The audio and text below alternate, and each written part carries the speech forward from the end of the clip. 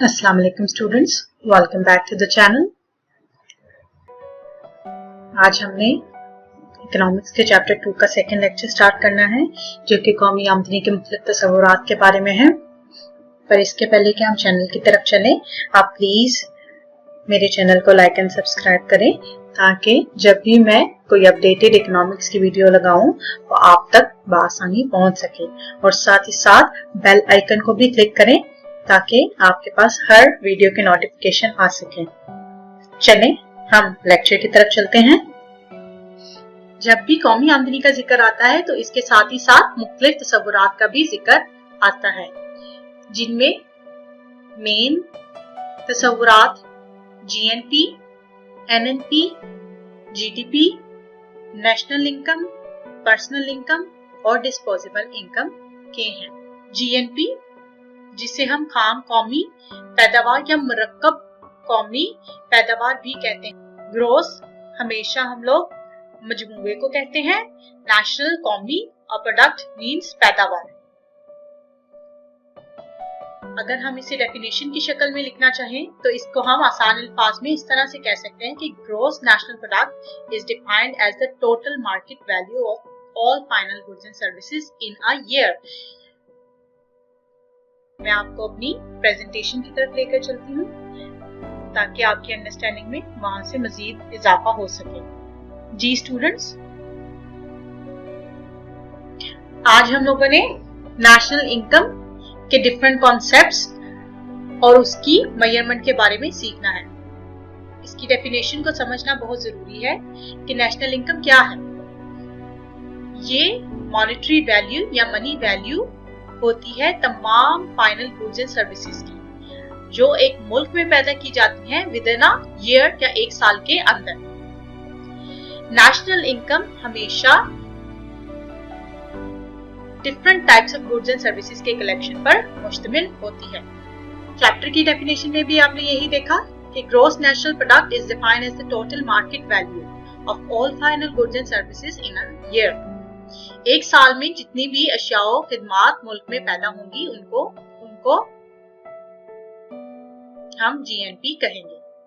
इसमें ना सिर्फ हम पैदावार को शामिल करते हैं, इसमें तमाम सर्विसेज जो कि कल भी बताया था, डॉक्टरों, असातिज़ा, वकीलों या किसी भी शोबा से ताल्लुक रखने वाले लोगों की आमदनियां होती हैं, उसको भी शामिल किया जाता है।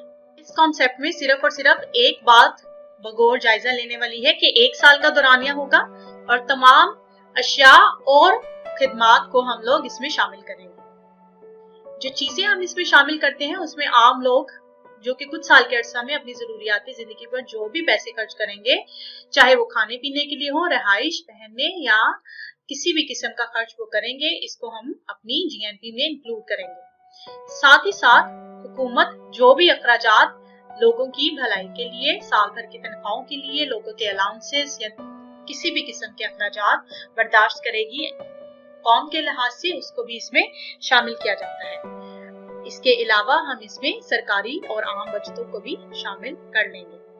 साथ ही साथ गैर मुल्की सरकारी यानी बाहर के लोग जो हमारे मुल्क में सरमाया करते हैं, उसको भी हम खाम मुल्की पैदावार में शामिल करेंगे। तवाज़ुन तजारत की फाजिल रकम पिछले लेक्चर्स में भी मैंने डिस्कस किया था, वो होती है जो बरामदाद और दरामदाद के फर्क के बराबर होती है।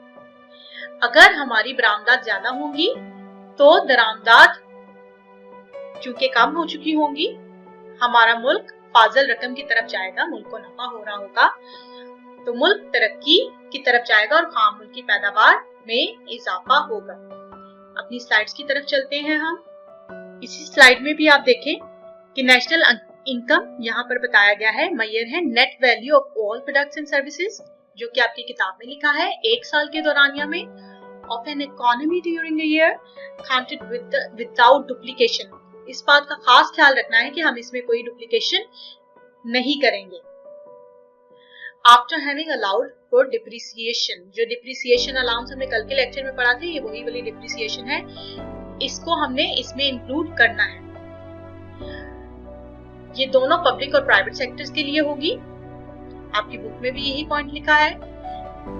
Consumption of capital goods sectors को भी हम इसमें इंक्लूड करेंगे और इसके अलावा Finally, throwing in the rent gains from the international transactions comprising of gains not merely from exports, import, trade but also from the capital and invested abroad. इसमें हम सारी एक्सपोर्ट्स और बाहर से आने वाली इनकम और ट्रेड बैलेंस को इंक्लूड करें। एक एग्जाम्पल के जरिए अगर हमने इसको समझना है तो वो कुछ इस तरह से समझ सकते हैं कि अगर 1 मीटर कपड़े की वैल्यू 20 रुपए है और टोटल 100 मीटर हमने पैदावार करनी है तो इस कपड़े की वैल्यू टोटल होगी 2000 रुपया। 100 multiplied by 20 is 2000। इस तरीके से हम इसी तरीके को अपनाते हुए हम हर चीज की वैल्यू को माप सकते हैं। अगर हम उसकी कीमत को उसकी पैदा करता यूनिट्स के साथ मल्टीप्लाई कर दें तो हमारे पास गुड्स की फाइनल वैल्यू या फाइनल प्राइस आ जाती है। इन्हीं सब के मजमूए को हम जीएनपी कहते हैं। जीएनपी के अलावा और जो कॉन्सेप्ट्स हमने आज के टॉपिक में पढ़ने हैं वो GDP, NDP, net domestic product और नेट नेशनल प्रोडक्ट के हैं। साथ ही साथ हम लोग personal income, disposable personal income और रियल इनकम को भी देखेंगे। इससे पहले कि हम जीडीपी को पढ़ें, पहले हम आपके चैप्टर की तरफ चलते हैं। चैप्टर में अगला टॉपिक खालिस कौमी पैदावार का है।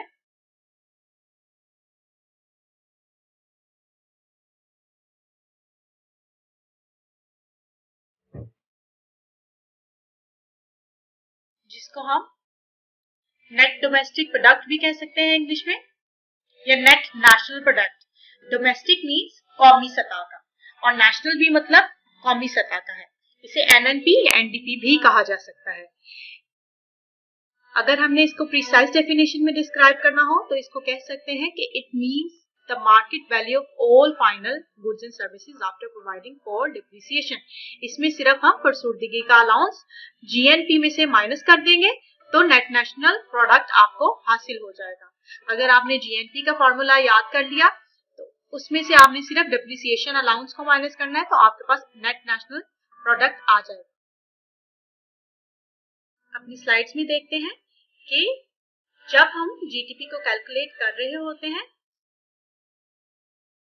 इसमें डिप्रिसिएशन अलाउंस हम इंक्लूड नहीं करते, जिसे हम कैपिटल कंजम्पशन अलाउंस भी कहते हैं।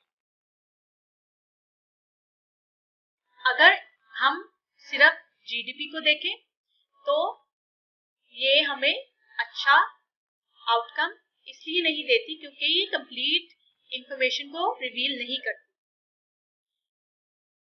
क्योंकि इसमें flow of goods and services ignore हो जाती है। पर नेट डोमेस्टिक प्रोडक्ट या नेट नेशनल प्रोडक्ट में इस तरह से मुमकिन नहीं है। सो जब हम इसमें depreciation allowance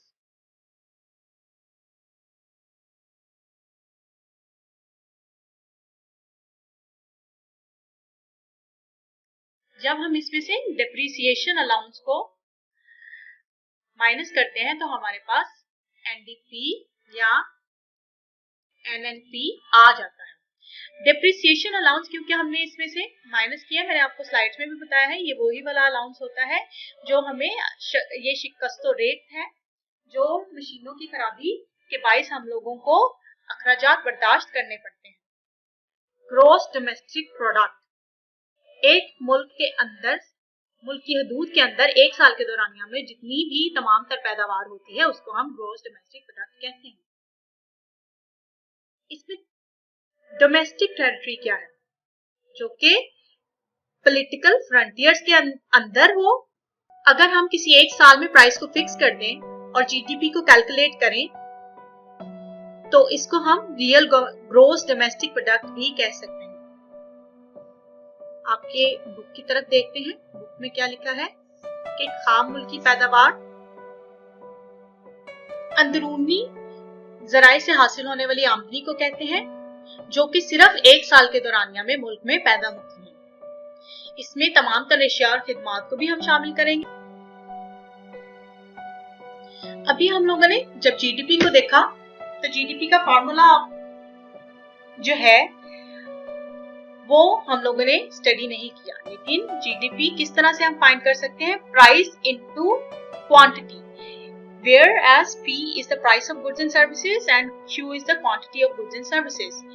For each and every sector we will multiply price with the total quantity produced, जो कि अभी चैप्टर में ऊपर उन्होंने वैल्यू ऑफ गुड्स भी इसको नाम दिया है। अगर आपने वैल्यू ऑफ गुड्स देखनी है तो आपको उसकी प्राइस को उसकी टोटल पैदा करदा क्वांटिटी के साथ मल्टीप्लाई करना पड़ता है, लेकिन इसमें इंक्लूड जो चीजें हम करते हैं वो गुड्स एंड सर्विसेज है, government expenditure, private and domestic investment और एक्सपोर्ट्स प्लस इंपोर्ट्स। इन सब को अगर आप ऐड कर देंगे तो आपके पास जीडीपी हासिल हो जाएगी। अब हम देखते हैं कि नेशनल इनकम क्या है। आम मुल्क की पैदावार का फॉर्मूला कुछ इस तरह से है, जीडीपी माइनस बैरूनी जराए से हासिल होने वाली आमदनी। इसमें से हम बैरूनी जराए से हासिल होने वाली आमदनी को माइनस करते हैं, लेकिन एमएनपी में हम इसको ऐड करते हैं डेप्रिसिएशन अलाउंस के साथ। नेशनल इनकम क्या है? नेशनल इनकम या कौमी आमदनी नाम से ही जाहिर है कि अगर हम अपनी खाम मुल्क की पैदावार में से फुरसुर्दगी का अलाउंस निकाल दें तो बाकी जो खालिस इनकम रह जाती है उसको खालिस कौमी पैदावार या नेशनल इनकम कहते हैं। इस पैदावार में हम अपने बिलवास्ता tax, custom duty, excise duty और सेल्स टैक्स जिसे बिक्री टैक्स इन्होंने यहाँ पर लिखा है उसको भी शामिल करते हैं। फॉर्मूला जरा देखिएगा, कौमी आमदनी या नेशनल इनकम क्या है?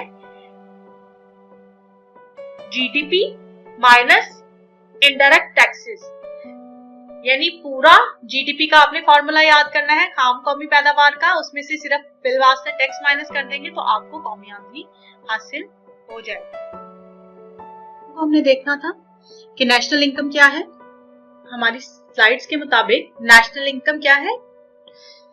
National income is the total value of the country's final output of all new goods and services produced in 1 year. GDP में हम लेते थे सारी अशिया खिदमत, उसमें चाहे नहीं है चाहे पुरानी है वो सारी इंक्लूड करते थे, लेकिन नेशनल इनकम में हम सिर्फ नई अशिया और नई खिदमत को इंक्लूड करेंगे। आपके बुक में भी कुछ इसी तरह से उन्होंने लिखा है कि खालिस कौमी पैदावार, खालिस कौमी पैदावार का मतलब है इसमें नई सारी ड्यूटीज, नई चीजें, डेफिनेशन दोनों की सेम है, जीडीपी की भी और कौमी आमदनी की भी, लेकिन इसमें नई चीजों को हम इंक्लूड करते हैं। साथ ही साथ इसमें से हम बिलवास्ता टैक्सेस को माइनस कर देते हैं। जो भी खालिस कौमी पैदावार की का फॉर्मूला होगा वो यहाँ लिखेंगे, उसमें से माइनस बिलवास्ता tax and you get the national income.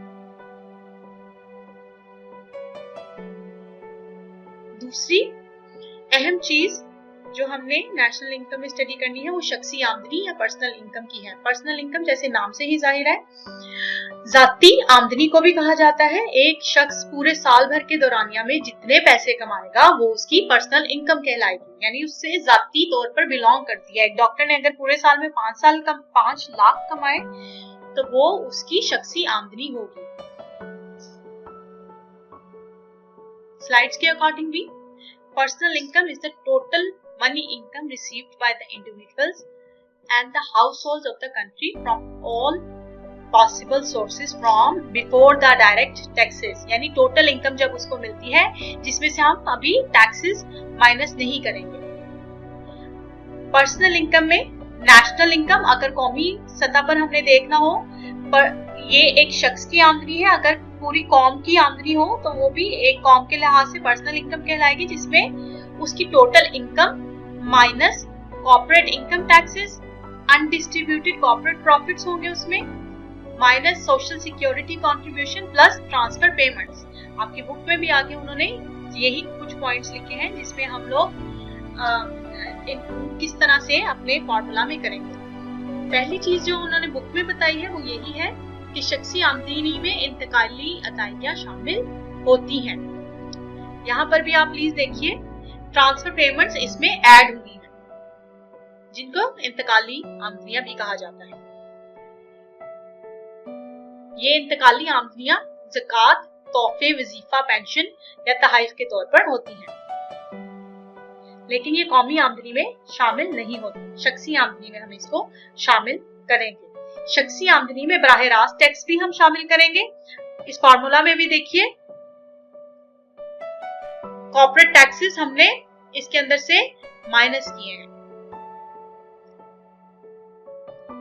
बराह रास्त हम लोगों ने टैक्सेस इसके अंदर ऐड करने हैं, लेकिन कॉर्पोरेट टैक्सेस हम इसमें से माइनस करेंगे जो हिस्सादारों में तकसीम ना किए गए हों। अब इसके फॉर्मूले को अगर आप अपनी बुक के अकॉर्डिंग देखें तो शख्सी आमदनी किन चीजों का मजमुआ है?